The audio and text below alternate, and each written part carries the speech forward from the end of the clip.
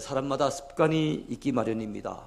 좋은 습관도 있고 또 나쁜 습관도 있겠지요. 어떤 사람들은 앉았다 하면은 이 다리를 떠는 습관이 있는 사람들이 있는 반면에, 또 어떤 사람들은 길을 걸을 때는 꼭 돌멩이를 좀 차야만 속이 후련한,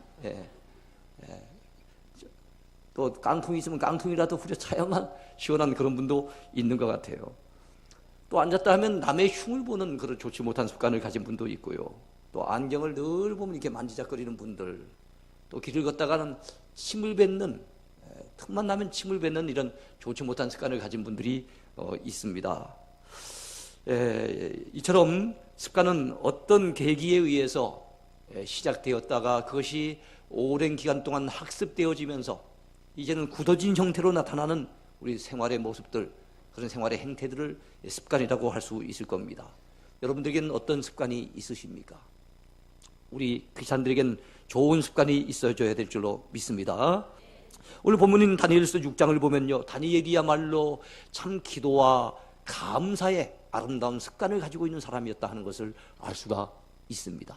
오늘 다니엘서 6장을 중심으로 다니엘은 어떤 믿음의 사람이었는지를 살펴보려고 합니다. 먼저 생각해 볼 제목은 어려운 시대를 산 다니엘의 믿음입니다. 어려운 시대를 살았던 다니엘의 믿음. 다니엘은 아주 어려운 시대를 살았던 인물이지요. 유다 나라가 멸망할 당시 인물이니까요. 그래서 나라가 멸망당하는 그 안타까운 장면을 목도했고, 포로가 되어져서 바벨론까지 끌려가고, 바벨론 사람들 밑에서 많은 고초를 당해야 됐고 수모를 겪어야 됐던 인물이니까 이스라엘 역사 속에서는 가장 어두운 시기를 살았던 인물이에요. 가장 암울한 시기를 살았던 인물이에요. 가장 비참한 시기, 절망의 시기를 살았던 인물이 바로 다니엘이라고 하는 인물입니다. 다니엘은 격동기를 살았던 인물입니다. 역사의 격동기. 그래서 그는 세 나라를 섬겼습니다. 그리고 그는 5 임금을 섬겼다고 성경에 나와 있어요. 세 나라가 어떤 나라입니까? 먼저는 유다 나라죠. 자기의 고국. 그 당시에 여호야김 왕을 섬겼습니다. 여호야김 왕이 1차 포로로 끌려가게 될 때 다니엘과 그의 친구들도 같이 포로로 끌려가는 운명을 맞이하게 됩니다. 그래서 거기 가서는 느부갓네살 왕의 바벨론을 섬겼어요. 자, 느부갓네살 왕이 죽고 난 다음엔 벨사살 왕을 또한 섬깁니다. 그런데 벨사살 왕 때 결국엔 바벨론이 멸망을 당하는데, 여러분 그 강성했던 나라가 잠시 강성했지만 결국엔 메데바사 연합군에 의해서 무너지게 되고 마는 거예요. 그래서 오늘 본문에 나와 있는 대로 메데 다리오 왕을 섬기게 되고, 그리고 나중에는 바사의 고레스 왕을 섬기는 것까지 세 나라를 걸치고 5 임금을 섬기면서 그게 살았던 인물이니까 그야말로 역사의 격동기에 얼마나 숱한 사연이 있었겠습니까? 얼마나 숱한 고난을 당했겠습니까? 네. 마치 예전에 영화 가운데 명자, 아키코, 소냐라고 하는 영화가 있었어요. 조선식의 이름을 가지고 있다가 일본식으로 이름이 바뀌어졌다가 러시아식으로 이름이 또 바뀌어지는 이 비운의 여주인공처럼 다니엘의 생애는 그렇게 힘들고 어려운 생애였다는 것을 알 수가 있어요. 나라도 바뀌었습니다. 환경도 바뀌고 이름도 바뀌었습니다. 그러나 하나님을 섬기는 다니엘의 믿음만은 그 수없이 많이 바뀌고 환경이 뒤바뀌는 그 연속 속에서 살았지만은 그의 믿음만은 변함이 없었습니다. 하나님을 향한 그의 순수한 믿음만은 한결 같았습니다. 얼마나 아름다운 모습인지 몰라요. 포로 생활에 굉장히 시달릴 때도 고달프다고 불평하거나 낙심하지 않았습니다. 나중에 총리로 발탁되어졌다고 해서 그가 교만해지거나 거드름을 피우지 않았습니다. 언제 어떤 상황이 놓이지든지 낮은 자리에 처하든지 높은 자리에 처하든지 간에 상관없이 한결같은 믿음을 가지고 하나님을 섬겼던 사람, 그 믿음의 사람이 누굽니까? 오늘 본문에서 만나는 다니엘이라고 하는 믿음의 사람이에요. 얼마나 아름다운 모습입니까?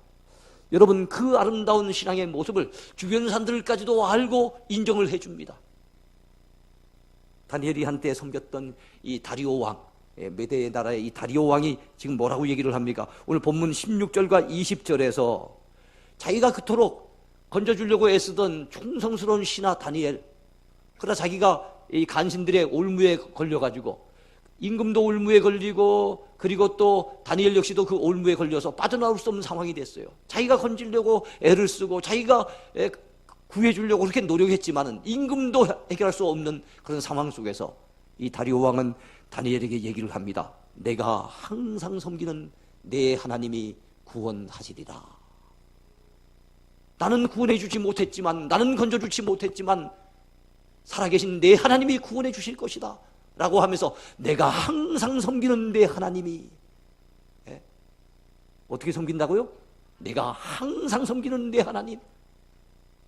왕은 본 거예요. 변함없이 한결같이 항상 하나님을 신실하게 섬기는 그의 모습 속에서, 이야, 믿음이 신실하구나.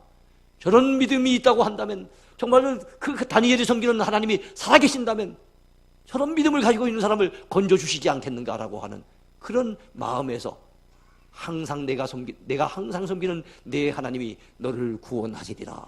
16절과 20절에 두 번에 걸쳐서 언급하고 있는 것을 보면은, 아하, 다니엘의 이 믿음은 주변 사람들로부터도 인정을 받는 그런 믿음이었구나 하는 것을 알 수가 있습니다. 다니엘이 이처럼 어렵고 힘든 과정 속에서도 믿음을 지킬 수 있었던 비결이 무엇일까요? 그것은 그의 기도에 있었습니다. 다니엘도 우리와 똑같은 성정을 가진 사람이에요. 왜 약점이 없었겠습니까? 왜 부족하지 않았겠습니까? 왜 사자구를 갖다 여러분 앞에 두고 두려워 떨지 않았겠습니까? 인간인지라 죽음을 앞에 두고 두려웠을 수 있을 거예요. 떨렸을 겁니다. 그럼에도 불구하고 그 두려움을 떨쳐버릴 수 있었던 비결, 그 사자구를 앞에 두고 담대할 수 있었던 비결, 그것은 바로 그의 기도에 있었다는 거예요. 기도를 통해서 하나님과 더불어 영적인 교통이 이루어지니까 하나님이 주시는 위로를 경험합니다. 하나님이 주시는 용기를 경험합니다. 하나님이 주시는 확신을 경험하는 거예요. 내가 너와 함께하리라, 내가 너를 도와주리라, 이런 확신이 있었기 때문에 여러분, 사자구를 앞에 두고도 그는 담대하게 그의 믿음을 지켜낼 수가 있었다는 거지요. 오늘 우리에게 이런 믿음이 필요한 줄로 믿습니다. 기도의 사람은 또한 감사의 사람이 될 수가 있습니다. 기도로 내 삶의 모든 것을 하나님께 맡긴 사람은 하나님이 나를 도와주실 것이라고 믿기 때문에 그 마음에 여유가 생깁니다. 마음에 넉넉함이 묻어나오게 됩니다. 그러므로 어려운 상황, 아주 급박한 상황 속에 놓였을 때도 당황하지 아니하고 그 속에서 오히려 미리 땡겨서 감사할 수도 있게 되는 거예요. 다니엘을 통해서 그 장면을 우리는 목도할 수가 있습니다. 오늘 여러분 다니엘서 6장 10절의 맨 마지막 부분에 보니까 그의 하나님께 감사하였더라라고 말씀하고 있습니다. 그가 기도하면서 하나님 앞에 뭐 했다고요? 감사했다는 겁니다.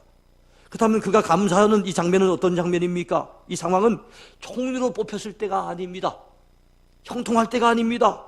잘 나갈 때가 아닙니다. 성승자고할 때가 아니에요. 지금 그의 기도의 습관 때문에 올무에 걸려가지고 조금 있으면 사자굴에 던져야 될 이런 상황이에요. 이런 상황 속에 하나님 앞에 기도하면서도 그는 그 하나님 앞에 감사하였더라라고 성경은 기록하고 있어요. 사랑하는 성도들이요, 얼마나 아름다운 모습입니까? 이런 감사는 평소에 감사하는 것이 습관화되지 않고는 나오기가 어려워요. 하나님 앞에 그의 모든 것을 맡기고 우리 하나님은 모든 것을 합력하여 선을 이루실 것이라고 하는 분명한 확신이 없을 때는 이렇게 감사하기가 어려울 거예요. 근데 그에게는 감사하는 습관이 있었습니다. 하나님께 모든 것을 맡겼기에 하나님이 모든 것을 결국에는 합력해서 선을 이루실 줄로 확신하고 믿었기 때문에 그는 그 상황 속에서도 감사할 수 있었다는 거지요. 여러분, 우리도 이런 사람이 되어야 될 줄로 믿습니다. 여러분, 옆에 있는 분들 격려하시기 바랍니다. 어려움 중에도 감사합시다. 세상의 원리와 하나님 나라 원리는 달라요. 세상 사람들이 살아가는 방식과 믿음의 사람들이 살아가는 방식은 분명히 다릅니다. 세상 사람들이 억울한 일을 당했다고 원망하고 낙심하고 있을 때도 믿음의 사람들은 그 속에서도 하나님 앞에 감사할 수 있습니다. 그게 믿음의 힘이에요. 평안하고 잘 나가고 형통할 때 감사하는 것, 그건 누구든지 할 수 있는 일입니다. 불신자들도 할 수 있는 일이에요. 근데 다니엘처럼 지금 억울한 상황에 놓였습니다. 지금 사자굴에 던져야 될 크나큰 시험을 만났습니다. 억울하게 누명을 쓰고 지금 현재 완전히 죽어야 될 이런 상황 속에 놓였을 때 그 가운데서도 감사한다는 거, 이거는 어려운 일입니다. 그럼에도 불구하고 다니엘이 감사할 수 있었던 것은 그가 믿음의 사람, 기도의 사람, 감사의 사람이었기 때문에 가능한 줄로 믿습니다. 새해부터는 여러분들이 그런 사람이 되기를 축원해 드립니다. 네. 두 번째 제목입니다. 어려움을 이겨내는 원동력이 된 다니엘의 기도입니다. 다니엘의 기도는 그의 모든 어려움들을 이겨내는 하나의 원동력을 제공합니다. 이미 말씀드린 것처럼 다니엘에게는 어려움이 많았어요. 역사의 격동기에 살았기 때문에 정말 생각지 못했던 크나큰 일들을 많이 만납니다. 네? 그렇지만 그것을 하나씩 헤쳐나갈 수 있었던 비결, 하나씩 극복하고 이겨낼 수 있었던 비결은 그의 기도에 있었습니다. 그의 기도가 여러분 다니엘서 6장 10절에 소개되고 있는데요, 다른 데도 기도의 부분이 나옵니다만 6장 10절이 가장 유명한 부분이에요. 같이 한번 보겠습니다. 다니엘이 이 조소에 왕의 도장이 찍힌 것을 알고도 자기 집에 돌아가서는 윗방에 올라가 예루살렘으로 향한 창문을 열고 전에 하던 대로 하루 3번씩 무릎을 꿇고 기도하며 그의 하나님께 감사하였더라. 아멘. 오늘 본문에 봤더니 윗방에, 자기 집에 돌아가서 윗방에 올라갔다라고 얘기하고 있어요. 뭘 얘기하고 있습니까? 다니엘은 기도하는 조용한 처소를 정해두었다는 겁니다.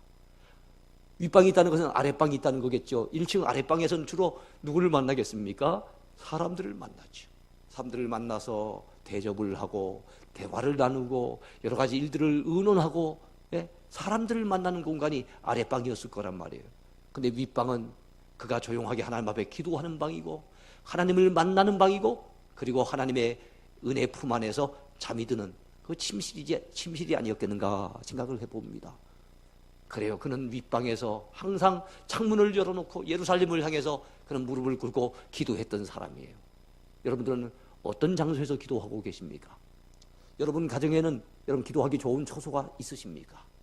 여러분들이 주님의 교회를 찾아 기도하실 때는 주로 어떤 시간에 나오셔서 기도하십니까? 우리에게는 기도하는 처소가 필요하고 우리에게는 기도하는 적당한 시간이 필요한 줄로 믿습니다. 그 시간을 확보해야 되고 그 장소를 여러분 확보해야만 기도의 사람이 될 수가 있어요. 여러분들도 그런 자리, 그런 시간이 마련될 수 있게 되기를 축원해 드립니다. 네. 또 다니엘이 봤더니 예루살렘으로 향하여 창문을 열고 기도했다 그랬어요. 예루살렘을 왜 향했을까요? 예루살렘은 자기의 고향 땅입니다. 자기의 고국이 있는 곳입니다. 그게 나라를 생각하면서 그가 기도했다는 겁니다. 하나님이여 우리 민족을 언제 다시 회복시켜 주시렵니까? 하나님 우리나라 이 고국 땅으로 언제 돌아갈 수 있게 해 주시렵니까? 하나님 이 민족을 불쌍히 여기시고 이 나라를 긍휼히 여겨달라고 나라를 생각하면서 여러분 애국하는 자세로 그가 기도했던 것을 알 수가 있습니다. 또한 오늘 본문에 봤더니 그가 기도할 때 전에 하던 대로 기도했다라고 합니다. 전에 하던 대로. 그래서 우리가 느낄 수 있는 것이 6장 10절에 있는 이 기도의 내용들은 그가 그날 처음으로 한 기도가 아니라 전에도 늘 그렇게 기도해 왔던 것을 알 수가 있게 해주는 대목이에요.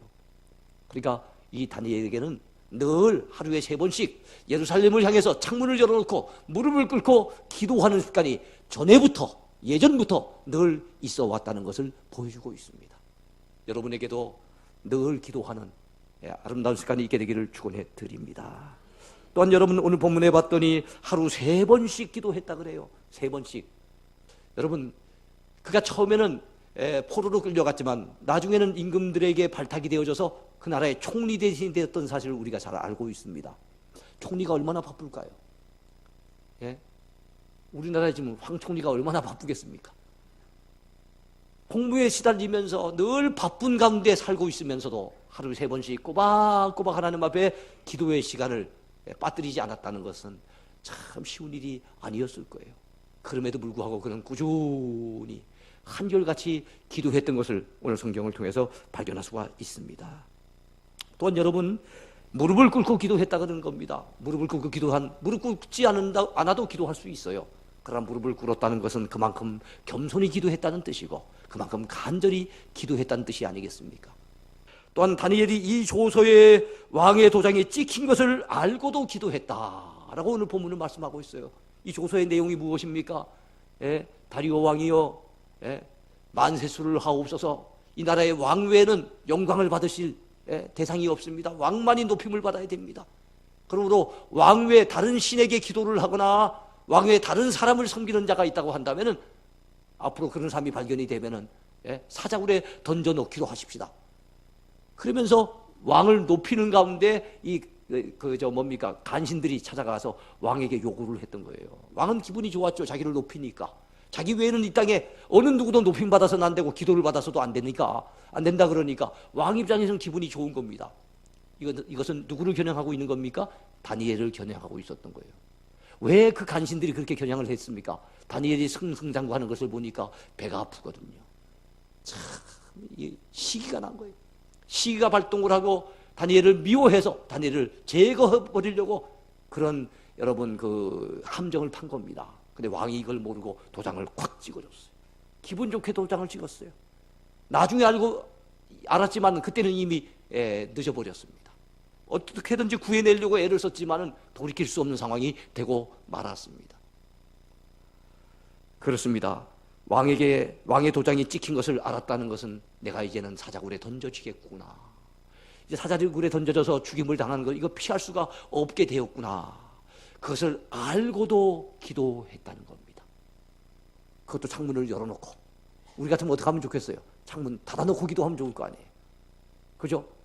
다락방에 올라가서 이불 뒤집어 쓰고 기도하면 좋을 것 아니에요. 그 기도도 기도는 기도 아닙니까? 뭐 그렇게 기도한다고 하나님 안 받으시겠습니까? 얼마든지 우리는 타협할 수가 있었음에도 불구하고 다니엘은 그렇게 안 했어요. 사람을 두려워해서 그렇게 눈치를 보지 아니하고 하나님 앞에 당당하게 기도했어요. 이 말은 여러분 다니엘이 기도에 목숨을 걸었다 하는 것을 볼 수가 있어요. 기도하는 데다가 그의 목숨을 내건 거예요.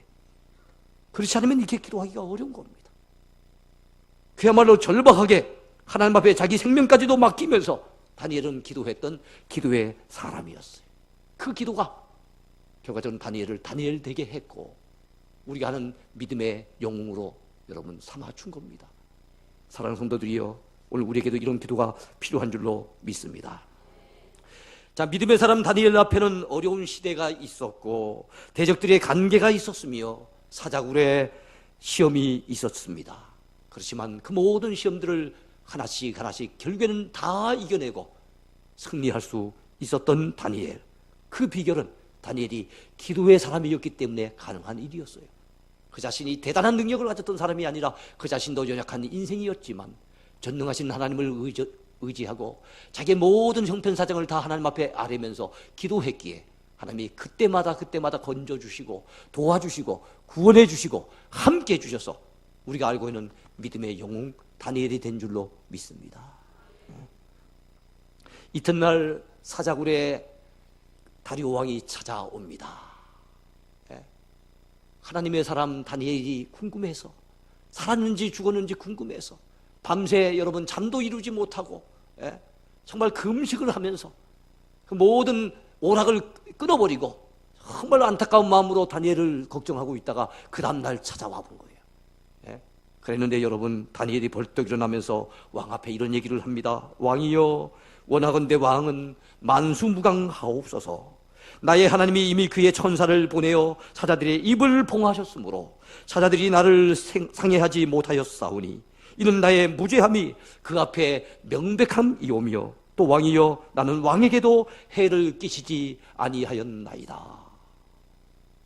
벌떡 일어나가지고 왕을 향해서 만수무강하라고 인사하는 다니엘을 보고 화들짝 놀란 이 다리오 왕, 얼마나 반가웠던지요, 얼마나 기쁘던지요.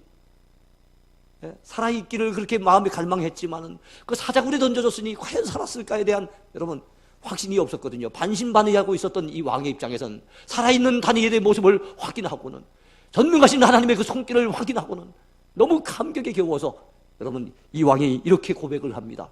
전국에 방을 내리고 조서를 내려서 이런 고백을 합니다. 내가 이제 조서를 내리노라. 내 나라 관할 아래에 있는 사람들은 다 다니엘의 하나님 앞에서 떨며 두려워할지니 그는 살아계시는 하나님이시요 영원히 변하지 않으실 이시며 그의 나라는 멸망하지 아니할 것이요 그의 권세는 무궁할 것이며 그는 구원도 하시며 건져내기도 하시며 하늘에서든지 땅에서든지 이적과 기사를 행하시는 이시라.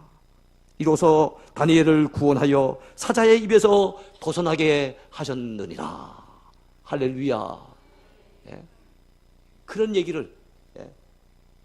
참 하나님을 알지 못했던 불신 이 다리오 왕이 고백하도록 만들었던 다니엘, 살아계신 하나님을 그 불신자 앞에 당당하게 증거했던 다니엘, 그 사자굴 앞에서 그 속에서도 믿음을 지켜내며 정말 많은 사람들 가운데 참된 신앙이 무엇인지를 보여줬던 다니엘, 오늘 이 시대에 우리가 본받아야 되지 않겠습니까? 그 다니엘을 본받아 우리도 믿음의 강자가 되어야 되지 않겠습니까? 우리도 기도의 용사가 되어야 되지 않겠습니까? 사랑하는 성도 여러분, 우리들도 다니엘처럼 세상에 큰 영향력을 끼치는 믿음의 강자가 되어야 될 줄로 믿습니다. 예, 하지만은 안타깝게도 우리의 믿음은 너무 연약한 가운데 머물러 있을 때가 많습니다. 작은 어려움에도 힘겨워하고요, 작은 시험에도 넘어질 때가 많아요. 별것 아닌 일에도 풀이 죽어버리고, 별것 아닌 일에도, 예, 감정을 갖다 다스리지 못하고, 참 연약한 우리들의 모습을 우리 스스로가 발견할 때가 많습니다. 여러분, 아르헨티나의 로드리게스라고 하는 목사님은 한계 너머에서 만난 하나님이라고 하는 제목의 책을 썼는데요, 그 책에서 이런 얘기를 합니다. 오늘날 그리스도인들은 세상의 소금이 아니라 교회 안에 설탕처럼 이 시대를 살고 있다. 교회 울타리 안에서는 몸집 큰 사자처럼 용맹과 담대함을 자랑하지만 그 울타리를 벗어나는 그 순간 곧바로 조그만 강아지로 변해버린다. 세상에는 힘을 쓰지 못하고 세상에 나가면 강아지처럼 주눅드는, 명절을 앞두고 있습니다. 명절 앞에, 명절 때 믿지 아니하는 그 친척들을 만나면, 제사를 지내지 아니한다고 막 핍박하는 친척들을 만나면 그 앞에서 주눅들어 버리는 우리의 모습, 믿지 아니하는 상사가 술잔을 권하면 그 술잔을 갖다 거부하지 못해서, 마지 못해서 받아드는 우리의 모습들, 만약에 있다고 한다면 참 우리의 연약한 모습이 아니겠습니까? 우리가 이거 별것 아닌 것 때문에 시험 들고 별것 아닌 것 때문에 넘어지고 세상 앞에 무릎 꿇는 그런 연약한 존재가 된다면 아니 되겠죠. 여러분이요, 화초가 온상 속의 화초는 얼마나 연약합니까? 온상 속에서는 제법 대단한 것 같은데 추운 날씨에 하룻밤만 내놔도 다 얼어 죽어버리는 화초, 그런 화초와 같은 신자가 돼서는 안 되는 줄로 믿습니다. 말씀을 맺습니다. 오늘 이 다니엘의 모습을 보면서 참 아름다운 모습이구나, 나도 다니엘처럼 이렇게 기도의 사람으로, 기도를 통해서 정말 세상을 능히 이기고 호령하는 믿음의 사람이 되었으면, 야, 이런 상황 속에서도 감사를 잃지 않는 그런 믿음의 사람이 되었으면 하는 바람을 가져봅니다. 우리 모두가 오늘 주신 말씀의 제목처럼 기도의 사람 다니엘처럼 우리의 남은 생애를 승리로 이끄는, 살아계신 하나님을 세상 가운데 증거하는 믿음의 용사로서 살아가는 저와 여러분 모두가 되기를 축원해 드립니다. 축원해 드립니다.